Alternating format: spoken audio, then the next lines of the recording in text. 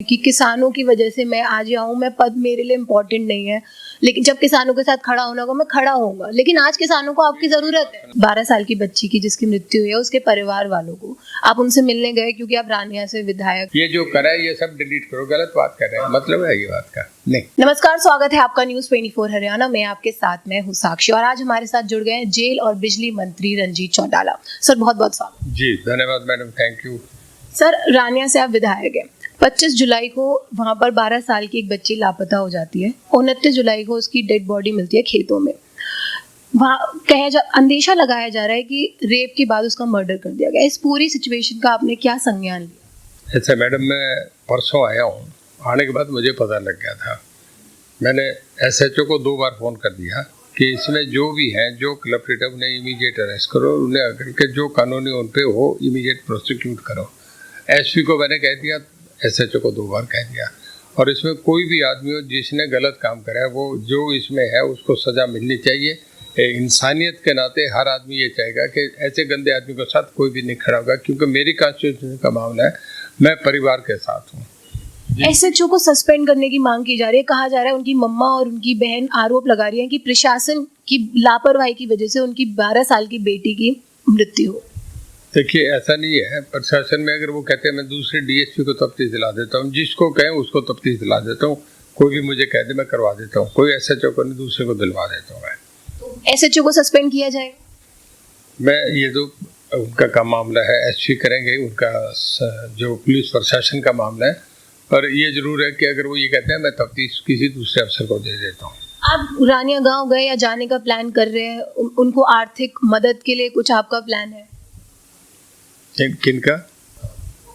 जो 12 साल की बच्ची की जिसकी मृत्यु हुई है, उसके परिवार वालों को आप उनसे मिलने गए क्योंकि आप रानिया से विधायक हैं? तो नहीं, मैं नहीं मिलने गया था। मेरे पास यहाँ आए थे, गिंदरा गांव के लोग आए थे, पंचायत आई थी। मैंने उसी वक्त SP को फ़ोन कर दिया कि तुरंत इस पे करो, जो भी आदमी इसमें है, कोई भी हो, कितना ही असर वाला आदमी हो, उसको तुरंत गिरफ्तार। आर्थिक मदद की बात कुछ कर रहे हैं तो मैं करवा दूंगा, कोई दिक्कत है, कोई इशू नहीं है। मैं कर रहा हूँ हल्का, मैं जब भी कोई इस तरीके का मामला आता है मैं मदद करता हूँ, मैं कर दूंगा।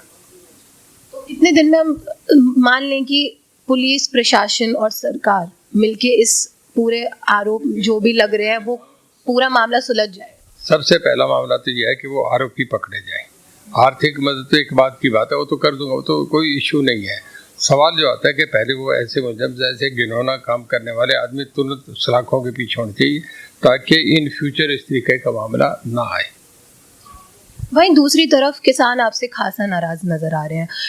क्या आपने किसानों के लिए क्या कदम उठा रहे हैं? किसान 8 महीने से आंदोलन कर रहे हैं, उस पर आपका क्या? मैं आप बाहर जो देख रहे हैं ना, मैं 3 दिन से यहाँ हूँ, रोज 1,000 आदमी है, सारे किसान है, एक भी नाराज नहीं है। आपके सामने देख रहे हैं ना, मैं उनमें कितनी बार बाहर गया हूँ, आ रहे हैं मेरे पास, अंदर आ रहे हैं, कहीं कुछ भी नहीं है, कोई है ही नहीं, सारे किसान है। वो पगड़ी वाले देख लो, सारे किसान। 8 महीने से जो किसान आंदोलन कर रहे हैं वो कह रहे हैं किसान नहीं, मैं ये नहीं कह रहा कि मैं किसान हूँ, खुद किसान हूँ। आंदोलन चल रहा है, उसमें कुछ बातें उन्होंने कह दिया। 11 बार उनकी मीटिंग होगी, वो कहते हैं जो गलत एक्ट में वो काट दो, हम वो करने को तैयार है। मैं भी चाह रहा हूँ ये खत्म हो, पर खत्म होने पे 2 इशू पे उनका 4 पॉइंट दिए थे, 2 पे तय हुआ था। 2 पे उन्होंने कहा था कि हमारी बात नज़दीक हो रही है। अगले दिन कह दे कुछ इस तरीके के लोग हैं जो इस मामले को सिरे नहीं चढ़ना देना चाह रहे। सरकार भी चाह रही है कि ये हो जाए, और सरकार ये चाहती है कि हम बार भी बुला लें, पर जब फिर जाके नो कह देते हैं तो कोई मीनिंग नहीं है ना। MSP लिखित में क्यों नहीं दे देती सरकार? अगर किसान मांग कर रहे हैं MSP लिखित में दे दो। उनको लग नहीं रहा, वो खुश नहीं है इस बिल से। MSP पंजाब, हरियाणा और UP में 3 ही स्टेटों में आंदोलन है, कहीं बाकी गुजरात में, आंध्रा में, बंगाल में कहीं भी नहीं है, कर्नाटक में नहीं है। 3 स्टेटों को ऑलरेडी MSP दी जा रही है। अब मैं आपको फाइनेंशियली इम्प्लीकेशन बताता हूँ। अगर MSP पूरे देश में एक्ट में डाल के पूरे देश में दी जाए तो ये 18 लाख करोड़ रुपए है, 18 लाख करोड़, और पूरे देश की अर्थव्यवस्था 27 लाख करोड़ है। अब आपका डिफेंस कहाँ जाएगा, बच्चों की एजुकेशन कहाँ जाएगी, हेल्थ कहाँ जाएगा, नेशनल हाईवेज बन रहे हैं वो कहाँ जाएंगे? किसी भी देश में 50% केवल डिफेंस पे खर्च होता है। सर ये बात जो आप मुझे समझा रहे हैं, किसानों के बीच में जाके किसानों को क्यों नहीं समझा रहे? आप खुद कहते हैं नहीं, जो आंदोलन कर रहे हैं किसान, क्योंकि अभी उन्होंने एक सेकंड से सवाल आए थे, घेराव किया था उन्होंने आपके निवास का, तो उन्होंने ये भी कहा कि आप या तो उनके साथ खड़े हो जाइए, नहीं तो आपको वो बॉयकॉट करेंगे। तो आपने उस पर कोई टेक नहीं लेते हुए नजर आए। मैं आपको साथ लेके जाता हूँ, बाहर सारे किसान खड़े हैं, कहीं है ही नहीं है तो कुछ लोग हैं जो इस तरीके की बात कर रहे हैं। मैं ये चाहता हूँ कि ये सॉल्व हो, इतना लंबा इशू है। बेसिकली सदा से हमने किसानों की राजनीति करी है, हम किसानों की बात आगे कर रहे हैं, हमने उठाई भी है। मैंने सीएम साहब से कहा, मैं अमित शाह जी से मिला, उनसे भी ये बात मैं कह के आया हूँ। अभी नड्डा साहब से मिला, उनसे भी मैंने कहा कि ये आंदोलन खत्म कराओ। पर हम किसान भी आंदोलन पे, सरकार भी चाह रही है। कितनी बार इन्हें 11 बार मीटिंग कर ली, कोई मामला इशू थोड़ा ही है। हर चीज़ें, चाइना बॉर्डर पे हमारा आपस में तय हो गया, पाकिस्तान से 1 लाख फौजें गिरफ्तार हुई थी, उनका भी छोड़ने का तय हो गया, कोई इशू नहीं है।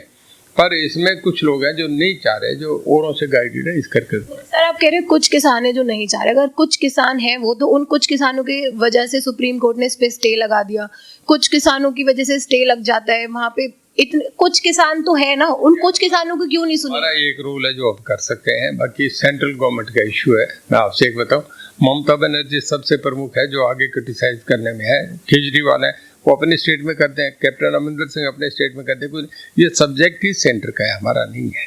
आप पार्लियामेंट में हम उन्हें, उनके सामने अपनी बात रख सकते हैं, फैसला तो उन्होंने करना। आपने सही कहा, सेंट्रल का मामला है, लेकिन पॉइंट ये है कि आपने भी कहा है कि आपको किसानों ने बनाया है, आप खुद किसान हैं, और आपने ये भी कहा था कि एक वीडियो सुन रही थी मैं आपका, उसमें कि किसानों की वजह से मैं आज यहाँ हूँ, मैं पद मेरे लिए इम्पोर्टेंट नहीं है, लेकिन जब किसानों के साथ खड़ा होना होगा मैं खड़ा होऊंगा। लेकिन आज किसानों को आपकी जरूरत है। अब मेरे गांव में जाके देखे, 25 गांव है जिसमें कल जाके आऊँ, पानी लग रहा है, 24 घंटे बिजली। हरियाणा में मैं बिजली मंत्रालय मेरे पास है, रेटिंग जो हुई है उसमें मैं नहीं करा, सेंट्रल गवर्नमेंट का ही है जो रेटिंग कर दिया 2012-13 में अब हुई है। उसमें हरियाणा 16वें नंबर से उठ के 2 नंबर पे गया, गुजरात के बाद अब नंबर 2 है। सबसे ज़्यादा बिजली पानी का वो मैं कर रहा हूँ। स्टेट ऑफ ईस्ट डूइंग की रिपोर्ट आती है, वो हरियाणा टॉप 10 में भी रैंक नहीं कर रहा सर। बार बहुत क्या हरियाणा टॉप 10 में भी रैंक नहीं कर रहा? कौन? स्टेट ऑफ ईस्ट डूइंग की रिपोर्ट आई है, उसमें हरियाणा टॉप 10 पे भी रैंक नहीं कर रहा। नहीं, ये उनका रिपोर्ट है, मेरा नहीं है। सर्वे सेंट्रल गवर्नमेंट का है। ये जो करा है ये सब डिलीट करो, गलत बात कर रहे हैं, मतलब है ये बात का नहीं।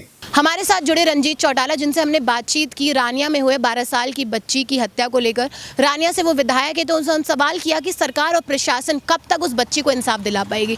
वहीं जब किसानों से जुड़े हमने उनसे सवाल किए तो वो सीधे तौर पर उन सवालों का जवाब ना देते हुए उन्हें घुमाते हुए नजर आए। उन्होंने जिक्र किया कि हरियाणा नंबर 2 पे रैंक करता है, लेकिन हमने आरबीआई की रिपोर्ट पढ़ी, ईज ऑफ डूइंग बिजनेस की रिपोर्ट पढ़ी जो 2019 की है, वो कहती है कि हरियाणा टॉप 10 में भी रैंक नहीं करता। इस बात पे वो गुस्सा हो गए, हमने उनसे ये साझा किया रिपोर्ट, तो वो भड़क गए और इंटरव्यू बीच में छोड़ कर चले गए। आपकी इस पर क्या राय है, हमें प्लीज़ ज़रूर बताइए।